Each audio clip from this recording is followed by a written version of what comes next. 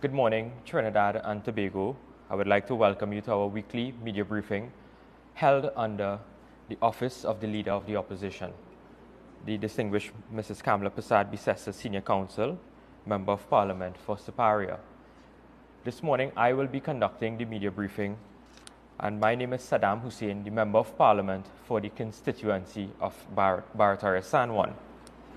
Before I begin my contribution this morning, my briefing, I would just like to, on behalf of the United National Congress and the opposition, extend our hearty congratulations to Ms. Ashe Abrahams, who have made us proud yesterday at the pageant. Also, I'd like to express our deepest condolences to the family, friends, and Trinidad and Tobago on the passing of a giant, a patriot, Mr. Reginald Dumas. And while also we are on the heels of the Ramadan season, I want to wish all my brothers and sisters in Islam, Ramadan Mubarak. Trinidad and Tobago, we are on the cusp of a general election. The Prime Minister, during his meeting on Thursday in Chaguanas East, signaled clearly that Trinidad and Tobago is on an election footing. And we have seen that the Prime Minister has dusted off his propaganda playbook, and he is coming again to the population with lies and misinformation. And that is the reason why I am here this morning, because I want to set the record right with respect to some of the misinformation, dangerous, scandalous, and improper statements made by the Prime Minister of Trinidad and Tobago.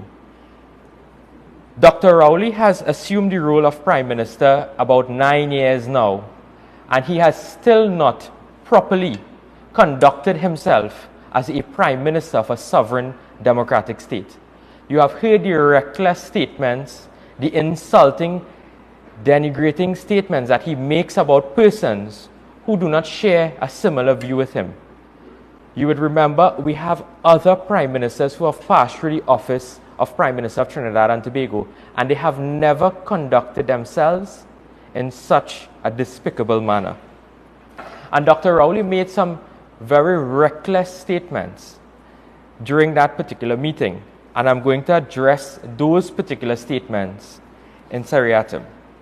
So the first statement that the Prime Minister made, which was a lie, is that he continuously has this narrative that the opposition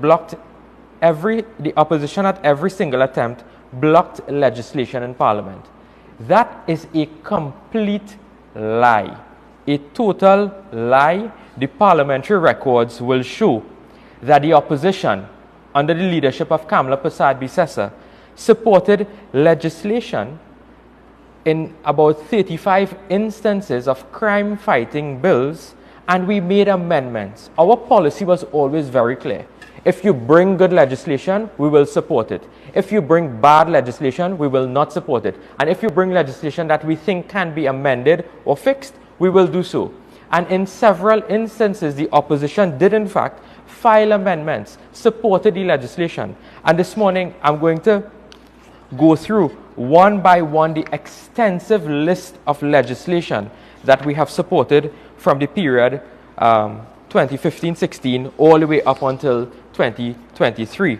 And I want to start with the Administration of Justice Indictable Proceedings Amendment Bill 2023. We supported that. The Firearms Amendment Bill 2022, we supported that. The Summary Courts Amendment Bill 2021, we supported that. The Miscellaneous Provisions Criminal Proceedings Bill 2021, again, support.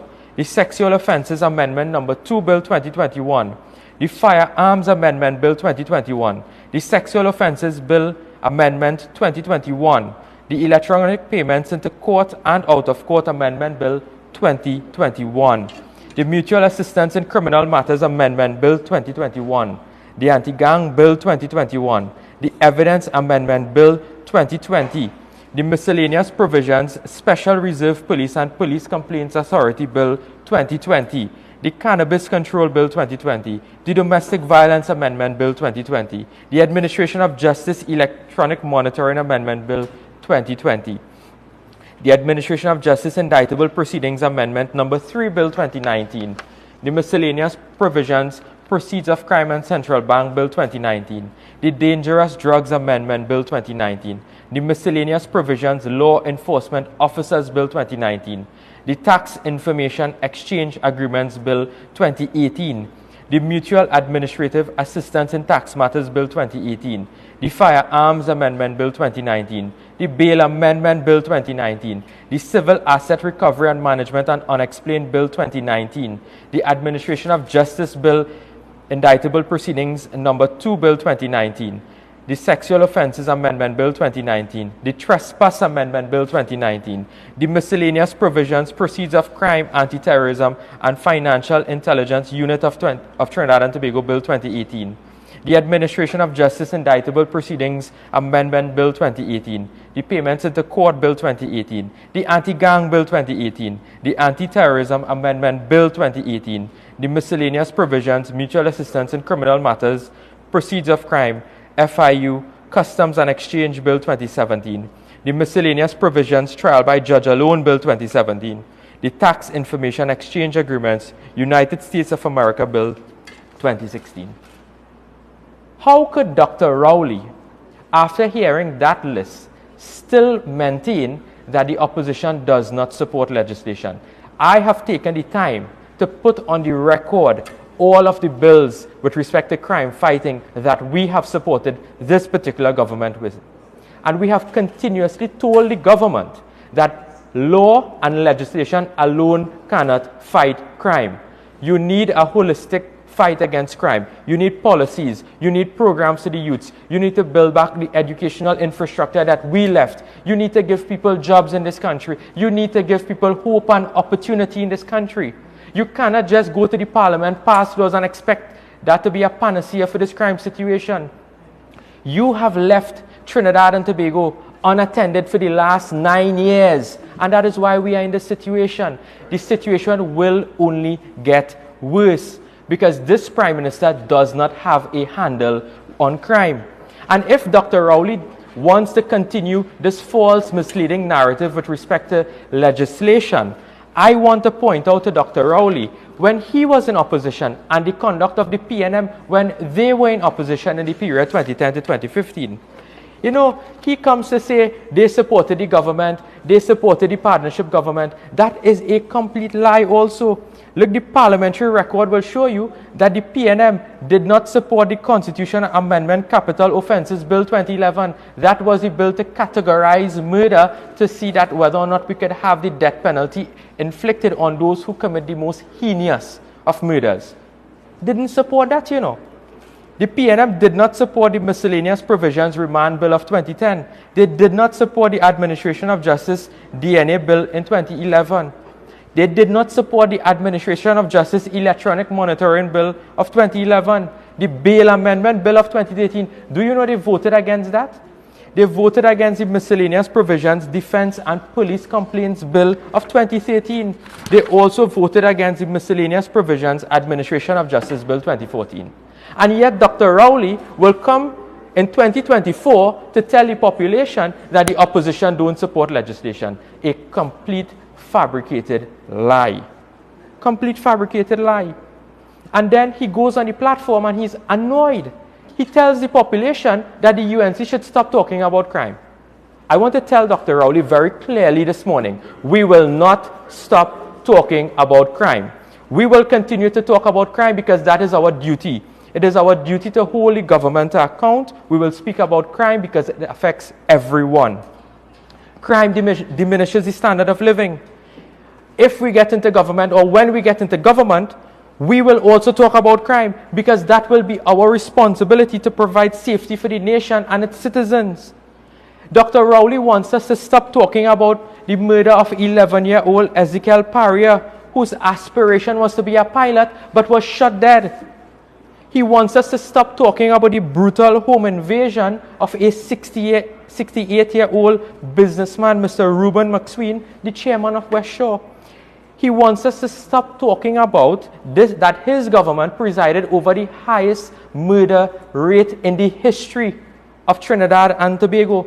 He wants us to stop talking about 100 murders in 67 days of 2024. He wants us to stop talking about his sleepy waste of time, Dunce, Minister of National Security, Fitzgerald Ethelbert Hines. And he wants us to stop talking about his hapless Commissioner of Police. Why, Dr. Rowley? You want us to stop talking about crime because it's not beneficial for your selfish political agenda?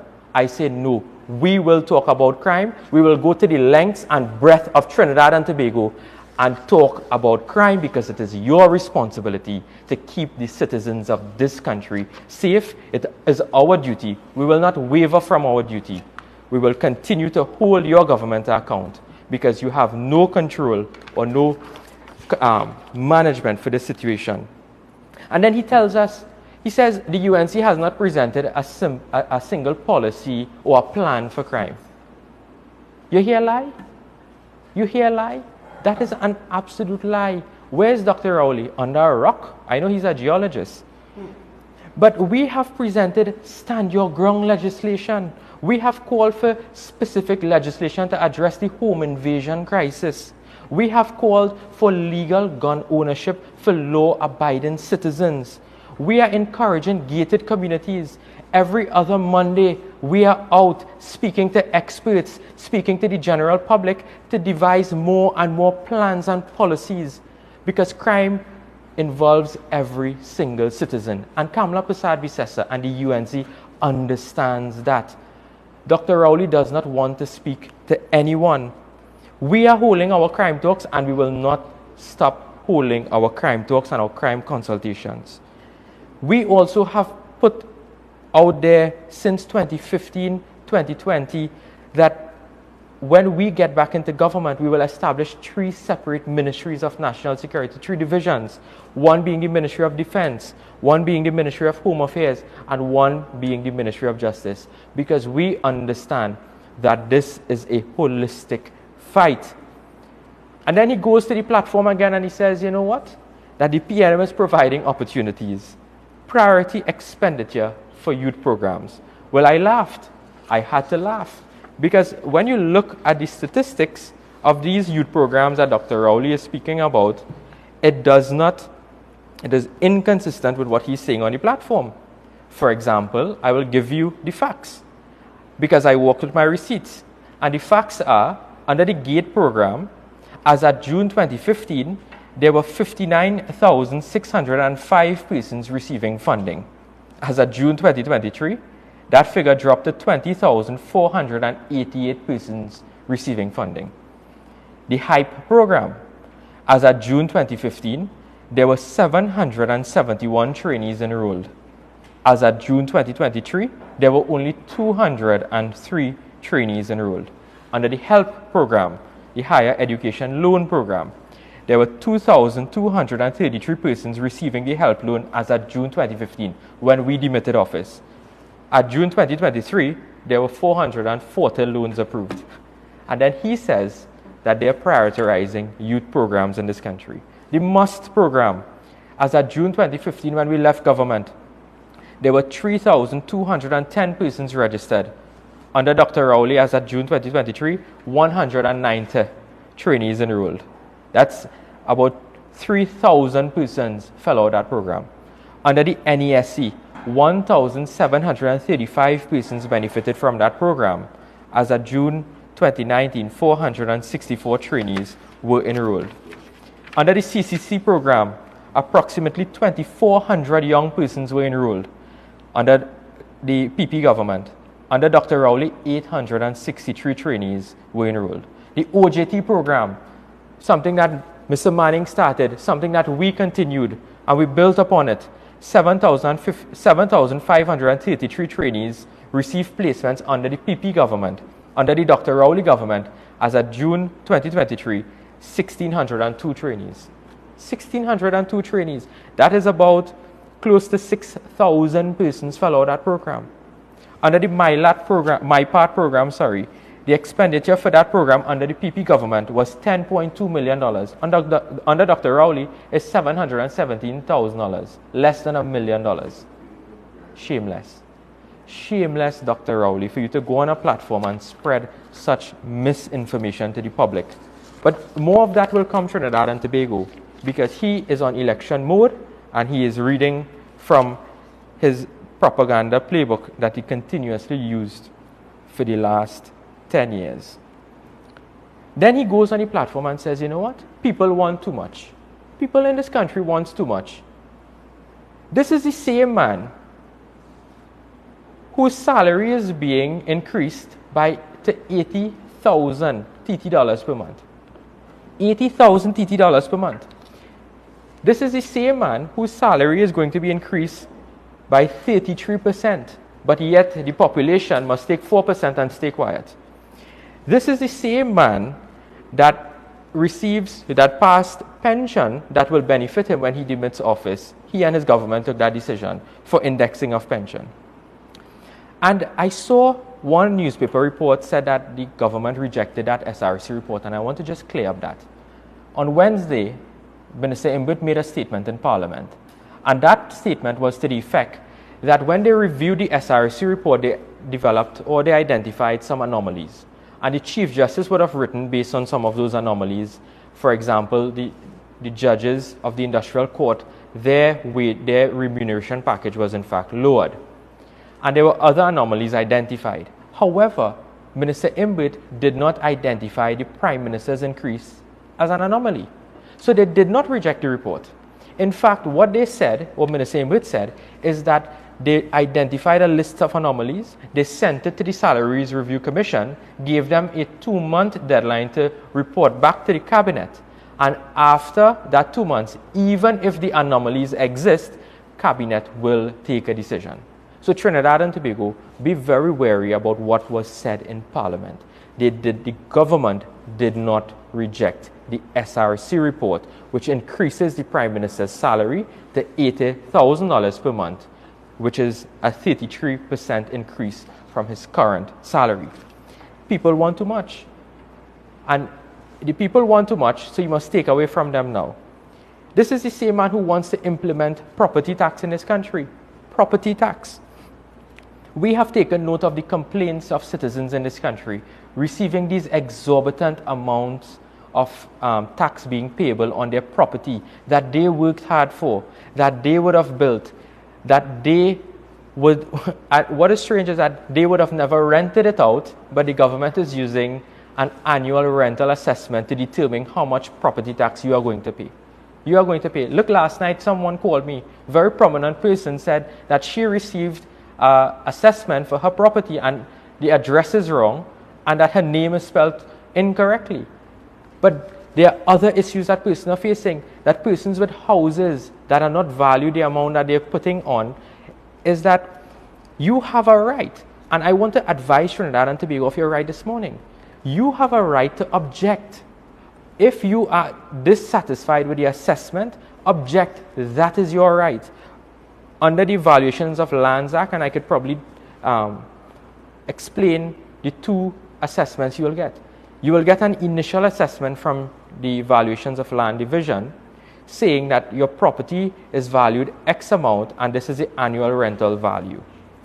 Under that law, you have 30 days to file an objection with the Commissioner of Valuations if you are dissatisfied with your valuation.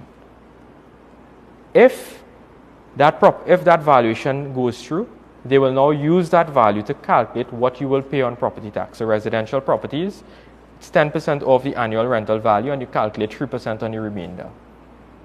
If you are also dissatisfied with your property tax assessment, under the law you have 21 days to file an objection. File your objection, Trinidad and Tobago, if you are dissatisfied with your assessment. It is your right. It is built into the law. Make your objection. But I have another issue that I want to raise with this objection, in that the government did not appoint a valuation tribunal for who will also hear disputes if you are dissatisfied with the results you get from your initial objection. So your first objection goes to the Commissioner of Valuations. You're still dissatisfied with that person, you go to the Valuations Tribunal. Minister Imbert came in a budget statement and said that that Cabinet appointed the Valuation Tribunal. Now, when I read the law, the President is the one who will give the appointment, the instrument. I wrote Her Excellency Christine Kangaloo, the President, The president confirmed to me that she did not appoint a valuation tribunal. She did not. And I have all of the correspondence. I can share it with you members of the media on that particular point where Minister Imbert said the tribunal was appointed and the president is saying that it was not appointed. How can we trust this government? How can we trust this government? And they want to take your money, your 4%. They want to take the little monies that persons are making and ask you to pay property tax. But they would not reassess their spending. They will continue to spend millions on rentals. They will continue to spend millions on interest payments for loans. They will continue to spend millions to friends, families, and financiers. But want the poor man to dip in their pocket and give them money for property tax to encourage their spending. And then I saw what was laughable is that Minister Imbert is saying that, well, if we don't charge property tax or bring in the Revenue Authority, we are heading towards the IMF. Laughable. If Trinidad and Tobago continues with this PNM government and their wild and corrupt spending, there's where we will end up in the IMF. It's not because of property tax or the Revenue Authority. There's another issue I want to address you, members of the media, on with respect to national security. We have seen what has taken place with respect to the SSA, the Strategic Services Agency. And on Wednesday, certain questions were filed, which is our right as members of Parliament. And those questions were approved, and those questions were asked on the Parliament floor with regards to what is taking place at the SSA. And Dr. Rowley got up again in a very arrogant manner and just provided bare responses like no, when very pertinent and important questions were being asked of him. He is trying his best to escape accountability.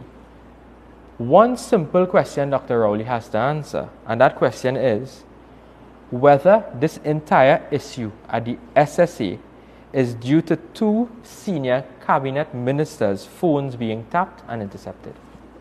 That is all we want the answer to at this point in time. Tell us. Tell us if that is true or if that is false. Because the National Security Council met on the Friday during Parliament. Then late Saturday night, Cabinet met and made a decision. And by 4 a.m. on Sunday morning, the SSA was locked down, you know. The SSA was locked down. And we must ask these questions. Dr. Rowley, you cannot tell us what to talk about and you cannot tell us what to ask. That is our job. You stay in your lane. Don't tell us, don't dictate we pace. You stay in your lane.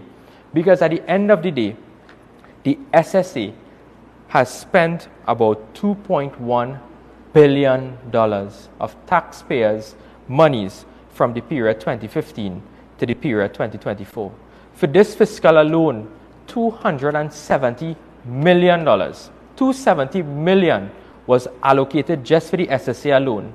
And you telling us we must not ask questions? The SSA can access persons' private, confidential information without warrant. They can do so with warrant. They have far-reaching powers, and therefore they must be held at a higher standard of accountability in this country. You cannot just simply brush it off and say that is national security. National security is also accountable to the taxpayers because the taxpayers fund it. We understand that there are limitations, but Dr. Rowley, you cannot hide behind the veil of saying that something is national security and not be accountable for the expenditure of taxpayers' funds. Then Dr. Rowley said that they are going to establish two ministries, and he celebrated these two ministries, the Ministry of Digital Transformation and then the Ministry of Youth Development and National Service. Well, I don't know if you all remember, but when the Ministry of Digital Transformation was introduced, they did not have a website. And I think it had two persons in that ministry, one answering phone and the minister. So that is what he is saying, that is a new ministry. But when you look deeper into the Gazette, which I did, is in fact they've removed certain departments from the Ministry of Public Administration and they placed it into a new ministry. So it's nothing new. And then this Ministry of Digital Transformation is in charge of the digitization of government services. But if you remember, there was a barrage of media releases last year where the government was the victim of cyber attacks. TSTT, the Telecommunications Authority of Trinidad and Tobago, where persons' personal information was leaked in public. With respect to the Ministry of Youth Development and National Service, it's the same thing. They removed various departments out of the Ministry of Sport and they put it into a new ministry for foster. And then he says, well, look, we're in charge of the youth, we're doing well for the youths. That also is propaganda. It is nonsensical, that what Dr. Rowley is speaking. These are not new ministries. These are not new services being offered. For the last 9 years, if they had no new plan, no new policy, then do you expect them to have one next year or going forward? They will not. Dr. Rowley is an expired prime minister and his cabinet needs to go, simply. Therefore, we must look at what he said about COVID. He said, imagine what Trinidad and Tobago would have looked like if UNC was in charge of the government during the period of COVID. You know, Dr. Rowley has no shame. He should thank the United National Congress and Kamala Persad-Bissessar for visionary leadership. Let me start from the education sector. We gave laptops. Classrooms are now going to be digitized. Had it not been for the UNC government, the Couva Children's Hospital were housing COVID patients. The Debe campus was housing patients. We have the tennis center in Tacarigua. That also was a vaccination site. Those were projects under the People's Partnership Government that assisted in the fight against COVID. So don't come and tell us what Trinidad and Tobago would have looked like if the UNC was in charge. You must ask yourself what Trinidad and Tobago would have looked like if the UNC did not build those particular institutions and services for the people of Trinidad and Tobago. He must ask that question instead. And then, you know, Dr. Rowley, he comes to talk about the truth. And he said, what? It's the death of truth. The UNC is the death of truth. He claimed that the PNM will tell the truth against the alleged opposition lies. This is the same man who is harboring an international liar in the cabinet, who is the Attorney General, who lied in a Miami court and was disqualified. The same Attorney General who came to Parliament and lied about legal fees that I had to refer him to the Privileges Committee and he apologized. The same Stuart Young who lied about Coast Guard vessels and had to apologize in Parliament. The same Marvin Gonzalez who lied about TSCT, saying that nobody information has leaked and he had to apologize to the Parliament. I think today in the Express there's an article by Joel Julian who indicated that he also lied about the WASA leaks.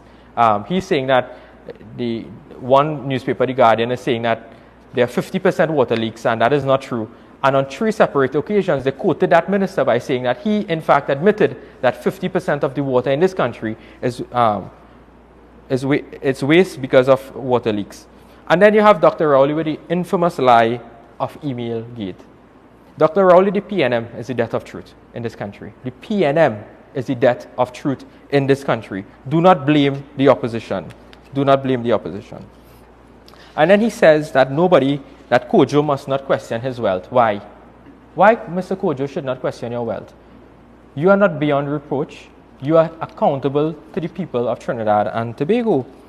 But Dr. Rowley, you are the one who owns about $16 million worth of property. You play golf all of the time, and your salary might be coming in this sum of $80 million, and we must not ask you anything. Look, when you released your Integrity Commission form to the public, Goodwood Park property, $6 million. The La Joquita Villas, $2 million. Another La Joquita Villa, $1.8 million. An apartment in One Woodrow Place, valued at $2.5 million. A Mason Hall property in Tobago, valued at $3.5 million. A timeshare in Las Vegas. What happens in Vegas stays in Vegas. $10,000 US. The Inez Gate Townhouse Development, $1.2 million according to the Integrity Commission form. And Mr. Kojo must not question your wealth. Why?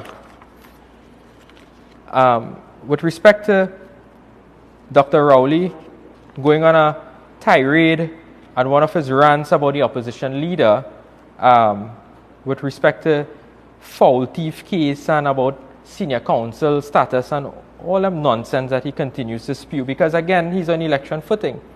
I must tell Dr. Rowley that he must be respectful to women in this country. Have some respect for women.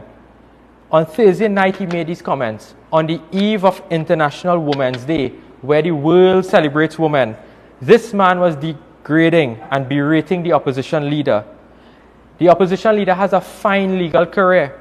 She was the first female Attorney General of Trinidad and Tobago. She fought landmark cases in the Caribbean. One in particular was a case involving boundaries in St. Kitts. She fought for squatters and land regularization. She recently would have fought the Haridat Maraj case against the Attorney General, which involved the selection process of the Commissioner of Police, and the court found that various provisions that was passed by the government was in fact illegal and was in fact struck down. In 2021, the Caribbean Court of Justice recognized Mrs. Kamla Persad-Bissessar as a pioneering Caribbean woman jurist. Dr. Rowley would not want to go on that platform and talk about they were giving away slippery silk like Dinamint recently, when the president, husband and brother were the beneficiaries of silk in this country. And I wouldn't go through the legal fees and briefs that he would have also, the president's husband that is, would have been the beneficiary of. That will be for another day. And then Dr. Rowley talks about name a corrupt minister in his cabinet. He's talking about we must name a corrupt minister in his cabinet. I want to tell Dr. Rowley today, not a single UNC minister is before a criminal court for corruption in the execution of their duty for the period 2010 to 2015. I want to tell Dr. Rowley that not a single UNC minister is in court. Not a single one in a criminal court for their conduct in 2010 to 2015. You say you have so much evidence of corruption, and 9 years later, and you can't do nothing? Because there is none, Dr. Rowley. You have used propaganda to convince the people of this country. When you are currently sitting in a cabinet where there were over 210 recusals by cabinet ministers because there are conflicts of interest in the awarding of government services and or contracts. 210 recusals. And then you want to tell us about corruption, and you want to tell us about your government acting properly. We must remind you of the collapsed prosecution because of Vincent Nelson and that indemnity. What gives the government the power to tell a witness that you would not face any criminal charges in this country? That is solely within the remit of the Director of Public Prosecutions under Section 90 of the Constitution of this country. So, Dr. Rowley, don't tell us about that. You dig a hole for others to fall, and your government fall inside of it. That's what I want to tell you today. So these were some of the remarks and the points that Dr. Rowley made during his lengthy, angry contribution in Enterprise on Thursday evening. But I must tell the people of Trinidad and Tobago, we must unite, we must hold strong, because we are on the eve of a general election, and Trinidad and Tobago cannot sustain another 5 years of this PNM. We cannot sustain it. I call upon all right-thinking citizens and patriots of this country, let us band together and let us remove this Rowley PNM government out of office, because we must take back our country, we must make our country safe again, and we must make our country prosperous again. And I thank you very much. If there are any questions from members of the media, I will take those questions now. I do have a question from the media. It's regarding actually a viral video going on, being shared right now, showing a golf course, I believe at Mocha, with sprinklers, even though hoses are banned, all over throughout the golf course. And I just wanted your comment on that with regard to the context of what you were saying. That is a very important issue, and I say it in this context. It's because all citizens of this country the law must apply equally to all citizens. It cannot apply to some and cannot apply to all. We understand that there's an impending water crisis. The government has taken various restrictive measures in order to preserve whatever reserves that they are left in the reservoirs. And come on, just do the right thing. We should not have to address such an issue like that. Just do the right thing. with respect to that particular issue. Let the law apply equally for everyone. Conserve water, all of us needs it. One final question is, you mentioned that the Prime Minister is in election mode, and you mentioned his playbook and so forth.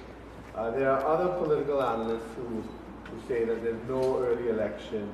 What is your response and view on that? I think those political analysts would have made those comments in relation to that there may not be an election before budget, if I'm not mistaken. That is the article that I read this morning.